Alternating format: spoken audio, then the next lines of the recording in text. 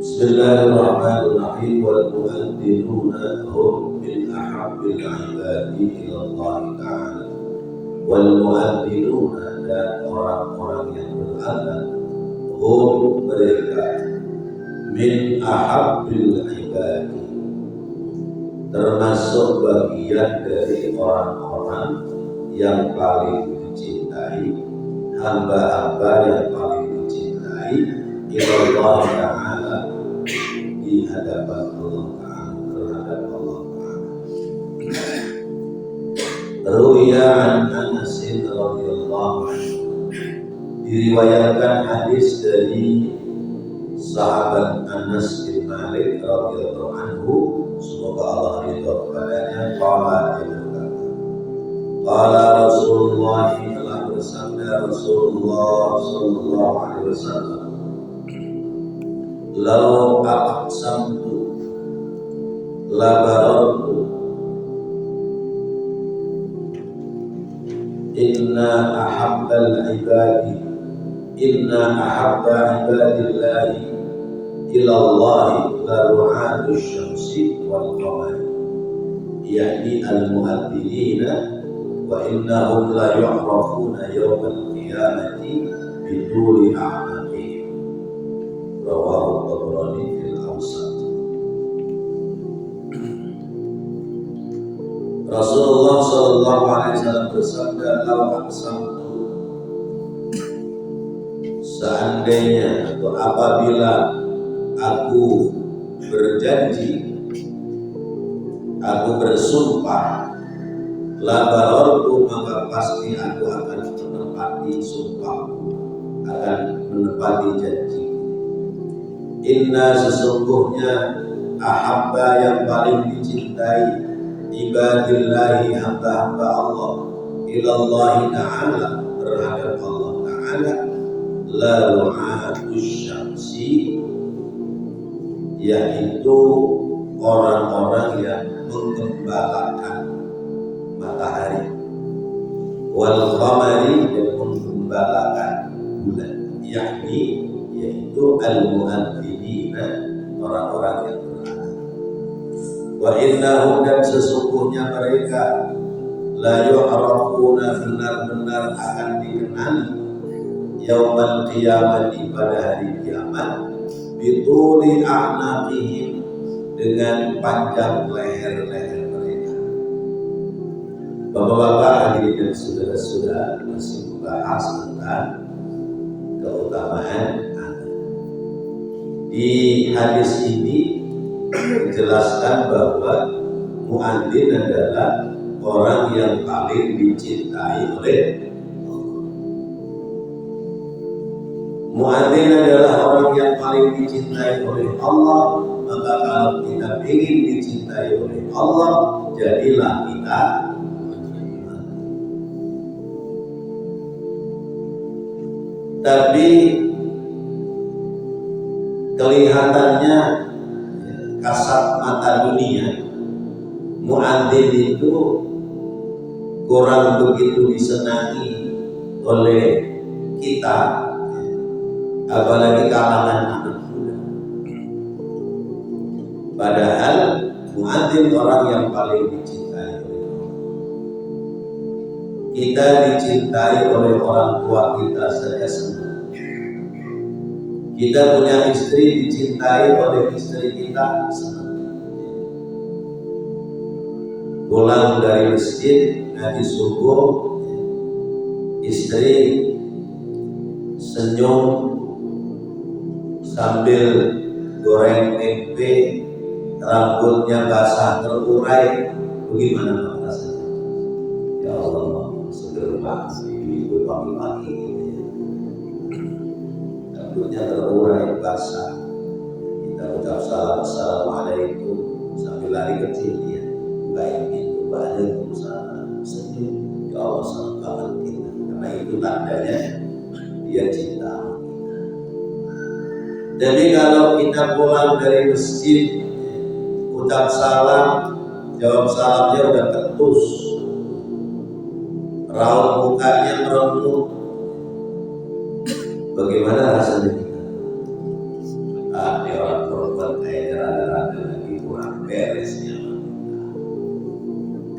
usul punya usul iya, minggu kemarin mau ngajak ke nambah, mau beli baju, ya, belum dipenuhi, akhirnya cemberut aja. Terhadap sesama orang saja kita senang kalau dia mencintai kita. Apalagi kemudian yang mencintai kita adalah yang menciptakan.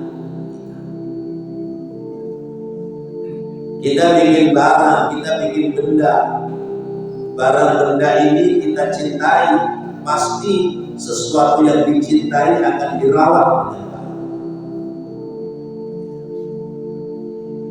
Kita punya pakaian, kita demen dengan pakaian ini, udah pasti ya, disayang, paling disayang ini pakaian ketimbang pakaian-pakaian yang lain. Nah, kalau yang ini ya enak, ini pokoknya kayaknya dipakai paling enak, paling nyaman. Kita punya peliharaan misalnya. Lalu kita senang, kita sayang sama peliharaan. Udah, masuk. Nah, begitu pula Allah ketika sudah senang cinta kepada kita sebagai hamba. Dan salah satu yang dicintai oleh Allah adalah bahasa kita tukang angan. Tukang angan. Kelihatannya seperti tukang angan, tapi ternyata dia adalah orang yang dicintai. Mungkin untuk ukuran sesama manusia timbang tukang angan doang. Timbang tukang angan doang, orang lain juga bisa, kita juga bisa. Betul. Kalau sekedar tukang angan doang, sekedar berangan doang, siapa saja bisa. Tapi bagaimana orang bisa istiqomah menjadi muadzin, ini yang susah. Bagaimana orang bisa istiqomah menjadi orang yang berazan, susah. Kenapa? Karena muadzin selalu juara satu. Muadzin selalu juara satu dalam perlombaan datang ke masjid. Di sini saudara Marwan itu juara satu, udah pasti paling duluan ketimbang bapak-bapak yang datang sebagai selalu juara satu sampai duluan ke masjid.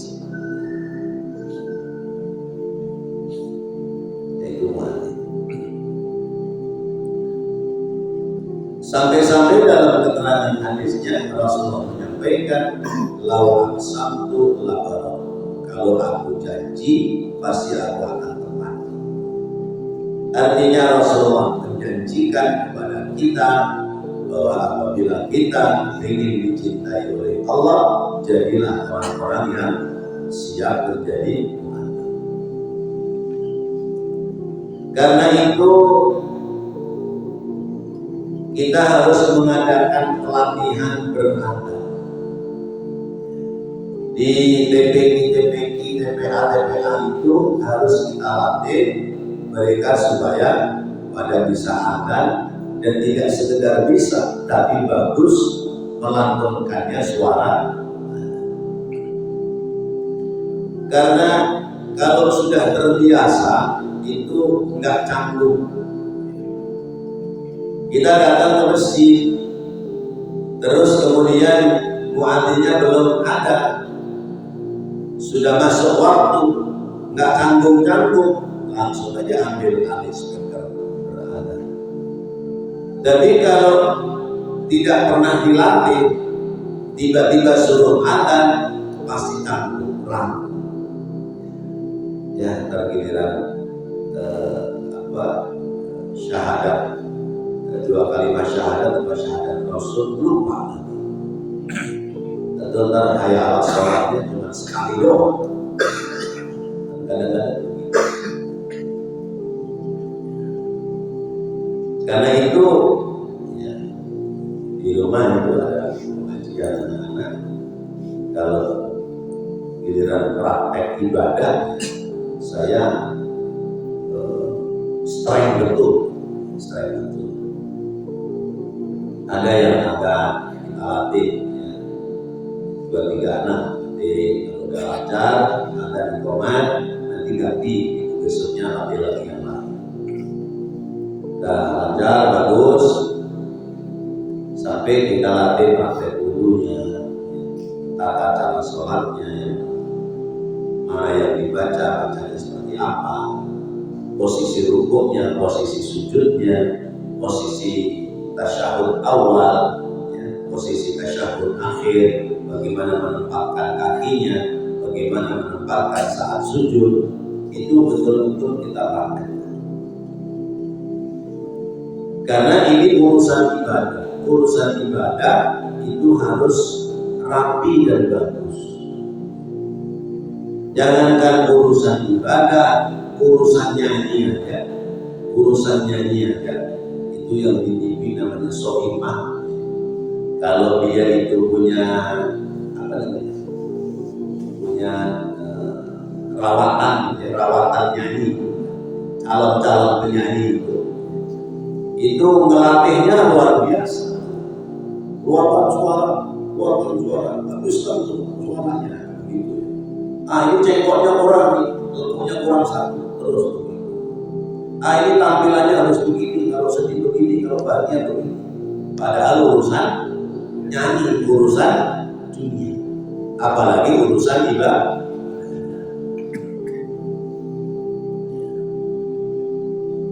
Saya di beberapa pengajian itu biar kata bapak-bapak, saya ajak praktek sholat.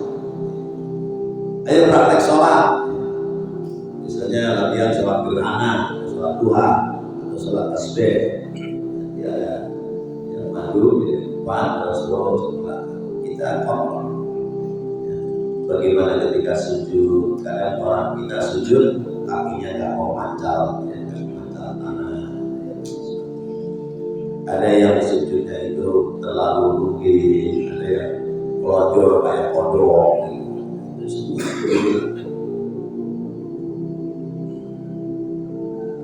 Ada yang Ustaz saya malu kalau ikut praktek begini.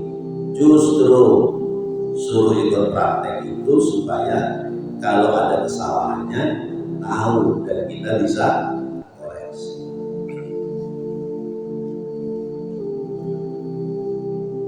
Jadi urusan ibadah harus sempurna, urusan ibadah harus maksimal. Jangan kemudian asal-asalan dalam orang-orang yang paling dicintai oleh Allah adalah muadzin, dan muadzin itu disebutnya ru'atus syamsi wal qamar. Muadzin itu disebutnya adalah penggembala matahari, penggembala bulan. Kenapa kok dibahasakan menggembala matahari, penggembala bulan? Ini jangan bicara muadzin hari ini. Kita bicara muadzin mundur sekian puluh tahun yang lalu. Speaker belum ada, jam sebagai penunjuk waktu belum ada. Terus yang ada itu untuk mengukur ukuran masuk waktu sholat adalah bayang-bayang. Nah, ketika orang mengukur waktu sholat itu bayang-bayang matahari, berarti orang lihat matahari. Oh, matahari udah doyok masih di timur atau sudah ke tengah atau sudah ke barat. Nah, itu nginceng matahari, menginceng. Ngelihat matahari, memperhatikan matahari, itu berarti dia gembala matahari. Karena sang penggembala terhadap hewan gembalaannya pasti akan diperhatikan terus. Muadzin terus memperhatikan geraknya matahari. Matahari itu sudah sampai mana, terus ambil galah, ambil kayu yang panjang, berdiri. Oh, bayang matahari persis di bawah galahnya, di bawah bendanya. Oh, ini sudah masuk waktu. Itu namanya ru'atus syams. Lalu kemudian disebut pula ru'atul qamar, menggembala bulan. Karena matahari dan bulan itu dua pasangan yang tidak pernah bertemu. Ada asyamsu, ada al-qamar pasangan ini. Tapi dua pasangan ini tidak pernah bertemu. Nah, sehingga orang dia sebagai muadzin terhadap bulan, ya, kontrol bulan terus. Sampai-sampai kalau musim hujan atau lagi mendung, kadang zaman dulu orang akan itu bisa terlambat karena tidak tahu persis sudah masuk waktu atau beda zaman sekarang. Kalau zaman sekarang yang namanya muadzin la ru'atus sa'ah, benar-benar menggembala jam, menggembala pergeseran waktu. Tengok lagi berapa, setengah 12, tengok lagi berapa, 12 kurang seperempat, tengok lagi 12 kurang 7, masuk waktu dulu. Tapi ternyata tidak sekedar nengok jam waktu,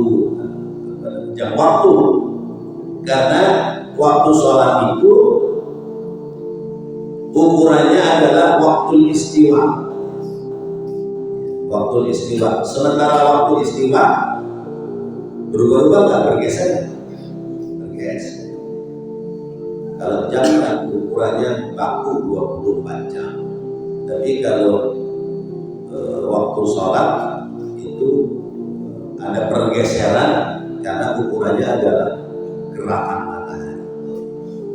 Gerakan matahari dalam satu tahun itu ada pergeseran. Kadang maju sehingga panjang siangnya dari malamnya, ya, kadang-kadang mundur sehingga panjang malamnya dari siangnya. Karena muadzin itu sering ngelihat matahari, sering memperhatikan matahari, maka muadzin itu lehernya panjang. Lehernya panjang. Kayak kita ngaji udah waktunya ngaji, terus guru belum datang, itu jamaah itu lehernya panjang. Sama juga pengurus masjid, waktu sudah dekat Jumat, khatib belum kelihatan datang, itu pasti ya, pengurus sudah panjang aja lehernya.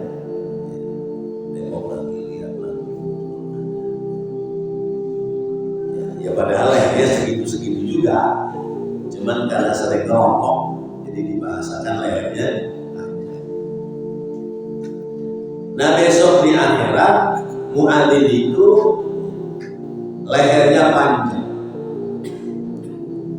Tulu a'naqi, panjang leher itu bukan berarti lehernya memanjang kayak soal, bukan, atau kayak jerapah. Wah, kalau begitu jadi jelek dong. Kepalanya sejengkal, lehernya 2 jengkal, badannya sejengkal, lehernya 2 jengkal, kepalanya kosong, jadi jelek. Arti leher panjang itu ini adalah bentuk sanjung, bentuk sanjung. Ya macam orang laki dan orang perempuan. Ya. Masya Allah, lehernya jenjang banget ini, banget perempuan. Nah, itu artinya sanjungan.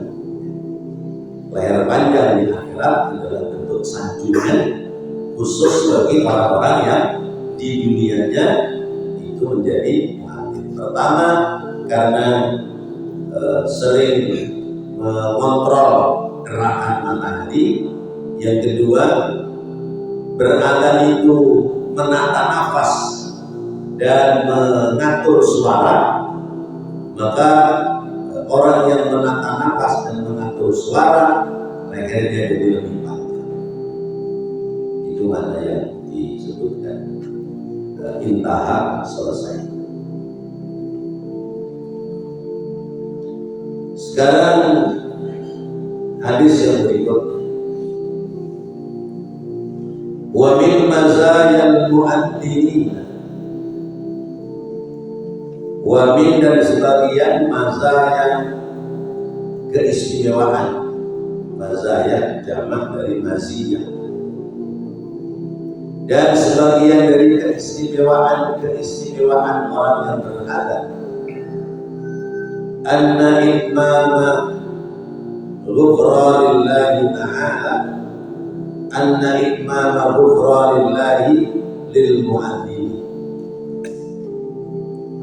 wa dar'i rahmatihi ta'ala lahu biqadri al-faraghi alladhi yablaghuhu sawtuhu.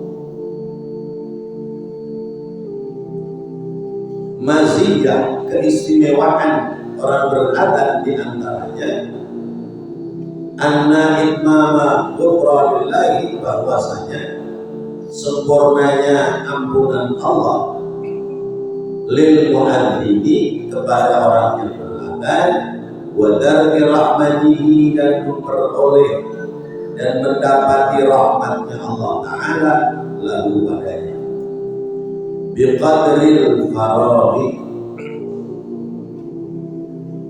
pada kadar sampainya, pada kadar selesainya dia dalam beradab, alladzi yablaghuhu, yang ia telah memenuhinya sautuhu, suaranya. Bahwa sempurnanya orang yang beradab itu mendapati ampunan Allah serta mendapati rahmat. Fa'an ibni Umar, maka diriwayatkan hadis dari sahabat Abdullah bin Umar radhiyallahu anhu, semoga Allah ridha kepada keduanya. Qala, dia berkata, qala Rasulullah, telah bersabda Rasulullah sallallahu alaihi wasallam, yughfaru lil mu'adzini muntaha adani wa yastaghfiru lahu kullu rabbin wa yabisin sami'a. Yughfaru diampuni lil mu'adzini, bagi orang yang beradab, muntaha adanihi, sejauh suara adzan itu didengar, wa yastaghfiru, dan memohonkan ampunan lahu padanya, pada orang yang beradab, kullu rabbin, tiap-tiap benda yang basah, wa yabisin, dan benda-benda yang kering, sami'ahu, dan yang dia mendengarnya. Rawahu Ahmadu, meriwayatkan hadis Imam Ahmad bi isnadin sahihin, dengan sanad yang sahih. Maziyah keutamaan orang beradab di hadis pertama tadi adalah orang yang paling dicintai oleh Allah dan orang yang besok di negeri akhirat lehernya panjang. Pada hadis ini keistimewaan orang beradab mendapatkan ampunan Allah dan juga memperoleh rahmat Allah. Orang beradab ketika dia mengumandangkan adzan, kalimatnya fasih, suaranya bagus, dia beradab sejauh suara adzan itu masih didengar, maka makhluk-makhluk yang ada itu memohonkan ampun kepada orang itu. Masya Allah, luar biasa.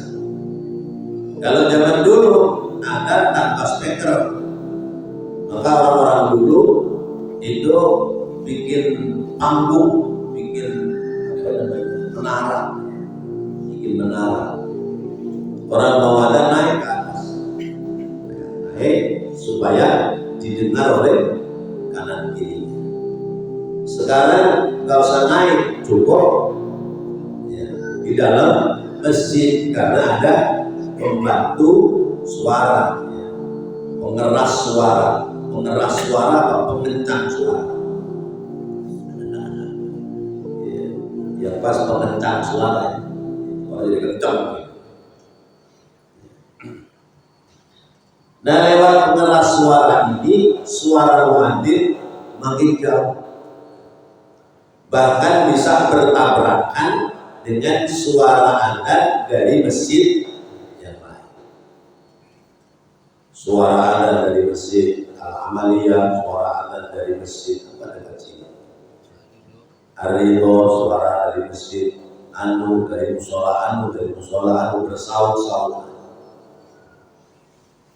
Makanya pemerintah yang lalu-lalu punya ide mengatur volume suara adzan biar nggak pada tabrakan.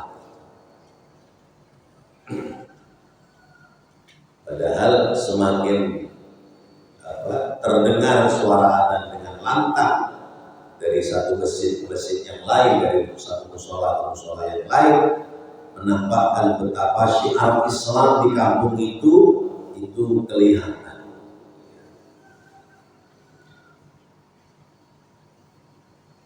Nah, orang adzan, suara adzannya didengar sampai jauh, sehingga makhluk-makhluk Allah yang mendengar dia memohonkan ampun kepada orang yang berada. Kullu rabbin wa yabisin, baik itu makhluk yang basah maupun makhluk yang kering. Apa maksud makhluk basah, makhluk kering?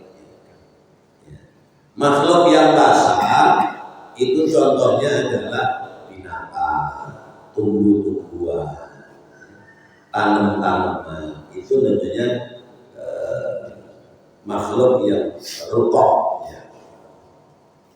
yang basah. Lalu yang yabis apaan? Batu, kerikil, tanah, atau pepohonan yang sudah pada mati, debu-debu, itu yabis. Nah, sekarang dari suara adzan itu dikumandangkan sampai suara adzan itu terdengar paling jauh, kira-kira radius berapa meter? Masjid Amaliyah ini kalau adzan suaranya didengar, bisa didengar sampai dari rumah sakit sana, rumah sakit harapan kita bisa didengar. Apalagi pagi-pagi begini bening, maka ada beberapa jamaahnya kalau ketemu Ustaz, alhamdulillah saya biarkan nggak datang ke tempat Ustaz ngajar, tapi saya bisa ikut dengerin dari jauh. Itu berarti terdengar suara itu sampai jauh. Berapa banyak makhluk-makhluk Allah dari benda-benda basah, berapa banyak dari masjid ini sampai sejauh suara didengar, pepohonan yang ada, atau binatang-binatang, ya, mungkin semut, mungkin jangkrik, mungkin binatang-binatang yang ada. Mereka mendoakan orang yang. Lalu berapa banyak pula batu kerikil, kayu dan sebagainya. Ada yang berserakan di tanah, ada yang udah nempel di bentuk bangunan. Ketika mereka mendengar adzan seseorang, maka mereka serentak yastaghfiruna, mereka beristighfar, memohonkan ampunan kepada orang-orang yang berada. Kalau begitu kira-kira muadzin itu punya sisa dosa apa? Misalnya dalam satu hari dari subuh ke zuhur itu punya dosa. Subuh udah ada, udah dimohonkan ampunan dari makhluk Allah yang lain. Nanti ketemu zuhur, ini dari subuh ke zuhur ada dosa, tapi dosanya tidak kalah banyak dengan batu kerikil yang berserakan di sekitarnya. Tidak kalah banyak dengan benda-benda basah, baik itu makhluk hidup seperti binatang atau pohon. Mereka serentak memohonkan ampunan kepada orang yang ada. Kira-kira habis adzan ada sisa dosa terhadap Allah?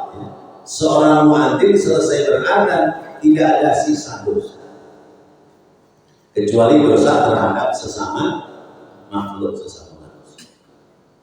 Karena itu wajar kalau muadzin itu dia beradzan lalu kemudian sudah mendermakan dirinya menjadi muadzin sampai sekian tahun, bahkan mungkin 10 tahun atau sudah lebih dari 10 tahun, lalu kemudian ketika dia meninggal dunia, itu alam itu menjadi sedih karena suara dia yang indah sebagai kurirnya Allah, suara dia yang indah sebagai penyambung lidahnya Allah telah pergi dari alam. Maka ketika masuk ke liang lahat, diterima oleh tanah dengan penuh bahagia. Ini yang saya senang. Kenapa? Karena di dunianya dia berbuat baik, bahkan ngajak orang lain untuk berbuat baik.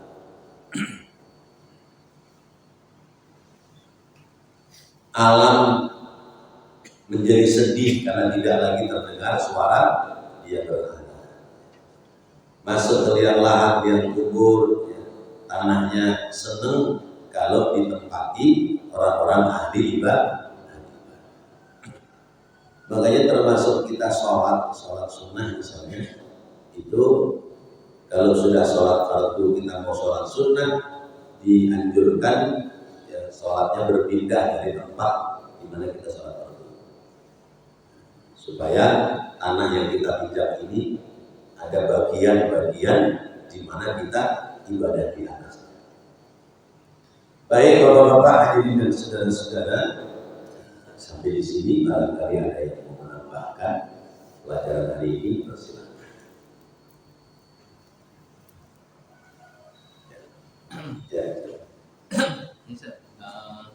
Kadang-kadang saya dengar ajannya nggak tepat gitu.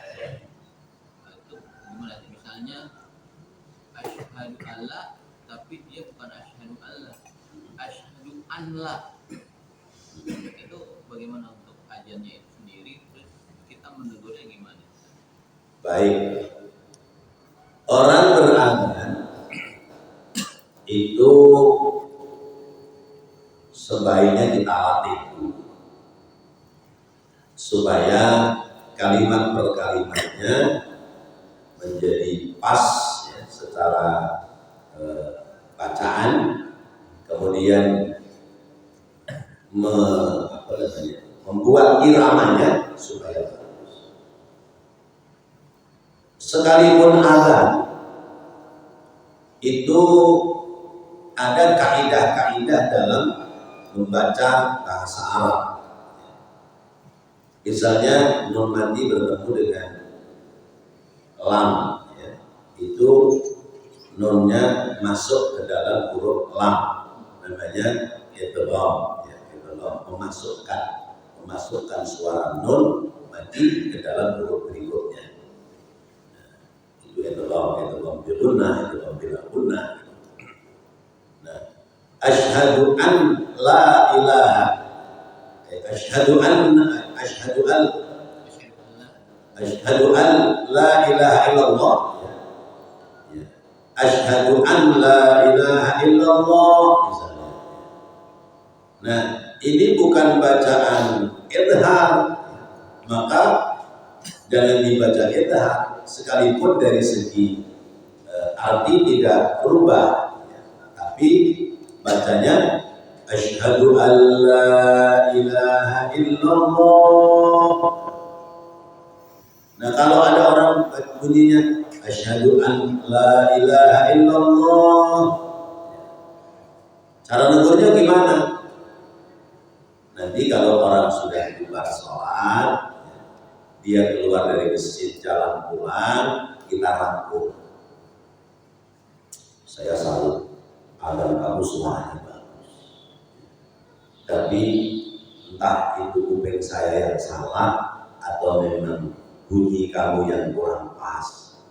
Itu di kalimat asyhadu an la ilaha illallah, kamu bacanya asyhadu an la ilaha illallah. Kalau cara negur kita seperti ini, lembut seperti ini, orang pasti oh iya kalian. Nah, saya di situ sama. Terima kasih Bapak sudah ngingetin saya. Tapi kalau baru selesai adzan lalu kita berteriak salah tuh bacanya, jangan begitu. Apalagi yang adzan anak muda, kira-kira gimana? Itu mic dilempar. Maka mengingatkan orang itu ada selahnya, ada aturannya. Bagaimana orang yang kita ingatkan dia tidak merasa tersinggung, malah dia senang. Caranya seperti itu. Dan sekarang misalnya anak-anak kecil ingin adzan di masjid. Dan biasanya itu anak-anak kecil kalau mau maghrib kan kepada datang tuh ya. Mana ini gerombolan tukang bercanda. Di mana-mana begitu. Tapi biarin anak-anak kecil pada bercanda di masjid itu, biarin, jangan diomelin dulu, diarahkan saja. Karena dulu kita juga begitu. Sebab kita dulu dari kecil udah biasa di masjid, sekalipun tukang bercanda, biasa lempar-lemparan peci antar teman. Atau misalnya kalau wudu bercandaan anak perempuan baru wudu terus mau masuk ke masjid mau pakai mukena kita colek, tadi balik wudu lagi kita colek lagi sampai nangis. Kalau nangis makin senang. Dulu kita juga begitu. Gara-gara dulu dari kecil kita senang di masjid, akhirnya sampai tua terbiasa di masjid. Maka jangan dilarang, jangan diusir-usir, tapi diperhatikan, lalu dinasihati yang baik. Nah, biasanya kan begitu mau maghrib baca sholawat, terus sholawatnya sebunyi-bunyi dia nih, mana rebutan mic lagi. Makanya mic kecil itu juga rusak. Ya, kalau sudah buat rebutan anak kecil. Anak kecil mau adzan. Oh ini anak pengajian. Kita tahu dia sudah dipelajari sama guru. Terus ditanya, Tom udah sunat bro? Udah Pak Haji. Udah coba adzan. Kita perhatikan tuh. Oh bagus. Ini ada bakat di mana? Bagus dong, dari asal lagi ya. Tapi jangan asyhadu an la ilaha illallah, jangan gitu. Dan kadang-kadang anak kecil begitu, napasnya nggak kuat, ya, main tarik napas ya, sambil jalan. Nah, ajari besok ada lagi mau kamu sudah bagus nih, coba temannya yang satu, udah bagus silakan. Nah sebenarnya masjid musola kalau yang ada itu kedengarannya suara anak kecil, kita sebagai orang tua kudunya ngetes. Yang tua-tua pada kemana?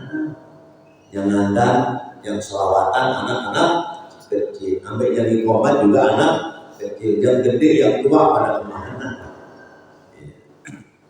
Ya kalau kenyataannya di situ yang tua banyak, yang gede banyak, oh berarti sedang memberikan pelajaran. Lah kalau di Lombok, ya bocah-bocah semua di masjid. Ya. Ini mah jangan disebut Masjid Ar-Rijal, ya. Masjid As-Sobi, masjid yang anak-anak. Oh jadi dilatih. Kemudian bagaimana kalau dia belum sunat? Ya, jangan dulu dah. Ya. Biarin dia sunat dulu. Justru kalau dia ingin ada, dia belum sunat, nggak boleh sama kita. Nanti pulang-pulang dia maksa sama orang tuanya. Mah, sunat dong, mah, sunat dong, ingin ada di masjid. Itu bagus. Tiap hari ada yang nanya, Ustaz, ini anak bacaan bunyi suaranya sudah bagus, sudah berulang-ulang kali ada dia bagus. Bagaimana kalau kita tampilkan muadzin Jumat? Kita tampilkan muadzin Jumat. Kata saya jawabannya, ya kalau yang dewasa masih ada dan bagus, biarin untuk momen-momen seperti sholat Jumat, biarlah yang gedean, yang dewasa. Karena sholat Jumat itu lebih lebih umum. Bahkan kadang-kadang ada orang-orang yang mampir dari luar kampung kita untuk ikut sholat Jumat. Maka kudu lebih bagus, kudu lebih yang berkualitas. Kalau hari-hari biasa 5 waktu, silakan. Sambil nanti bimbing, masuk akil balik, baru kita dorong.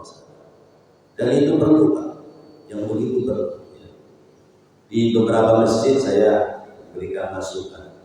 Jangan yang tua-tua dulu, biarin gantian. Yang muda-muda, ya, Risma, remaja Islam Masjid, itu dikasih tugas. Ini besok Jumat, kamu MC-nya ya. Waduh Pak Haji, gimana? Saya mau kodimahnya belum bisa, belum apa. Nanti saya tulisin. Kasih waktu dia buat ngapalin tuh bacaan. Jadi setengah apa. Nah, sudah mantap, besok ya. Yang lain perhatikan supaya nanti tahu cara-caranya. Satu kali baca, ya mungkin pertama rada-rada nervous ya biasa lah. Tapi baca, udah bisa. Karena yang begini, sekecil apapun bentuk dia melakukan yang seperti ini adalah latihan dia nanti hidup di masa pasti satu saat dipakai di masyarakat. Siapa ini MC-nya? Kita bikin acara. Oh itu aja sekarang. Dan dia udah biasa MC di masjid. Nah, kepake. Terus kemudian misalnya bimbing tahlil, zikir. Kita coba tolong yang muda-muda. Kita bimbing. Ya. Jangan yang tua-tua dulu. Jadi harus ada generasi yang kita persiapkan. Jangan sampai putus generasi, apalagi urusan adat, urusan imam sholat, urusan ngajar ilmu. Ini urusan-urusan yang kalau meninggal nyari gantinya susah. Beda kalau RT, RW, lurah meninggal, yang mau gantiin udah ngantri.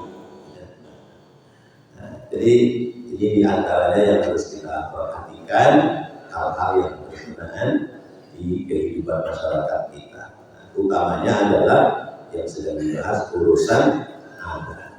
Urusan adat sekalipun jangan kita sepelekan. Wallahu a'lam. Mudah-mudahan Allah jadikan ilmu yang bermanfaat. Rabbana taqabbal minna innaka antas samiul alim wa tub 'alaina innaka antat tawwabur rahim. Rabbil اغفر وارحم وأنت خير الراحمين. وصلى الله على سيدنا محمد وعلى آله وصحبه وسلم. والحمد لله رب العالمين. والسلام عليكم ورحمة الله